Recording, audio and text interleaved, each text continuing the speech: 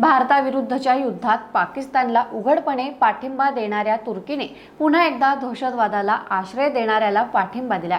तुर्कस्तानचे अध्यक्ष Recep Tayyip Erdogan यांनी आंतरराष्ट्रीय पातळीवर होणाऱ्या नुकसानीचा विचार न करता तुर्की पाकिस्तानला मदत करतच राहणार असल्याचं म्हणत पुन्हा एकदा वादग्रस्त वक्तव्य केले। तुर्कस्तानचे अध्यक्ष रेसेप तय्यिप एर्दोगन यांनी याआधी ट्विट करत स्पष्टपणे म्हटलं होतं की चांगल्या आणि वाईट काळात आम्ही नेहमीच पाकिस्तान सोबत उभं राहू। त्यानंतर आता पुन्हा एकदा एर्दोगन यांनी आंतरराष्ट्रीय स्तरावर होणाऱ्या संभाव्य नुकसानीकडे दुर्लक्ष करत तुर्की पाकिस्तानला मदत करतच राहील असं म्हटलं आहे। याआधी केलेल्या एका ट्विटमध्येही त्यांनी म्हटलं होतं की पाकिस्तानमधील आमच्या बंधुभावांच्या लोकांसोबत आम्ही सदैव उभे राहू।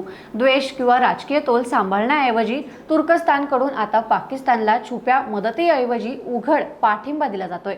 या पाठिंब्याच्या पार्श्वभूमीवर पाकिस्तानचे पंतप्रधान शहबाज शरीफ यांनी प्रतिक्रिया देत तुर्कस्तानचे आभार मानले आहेत।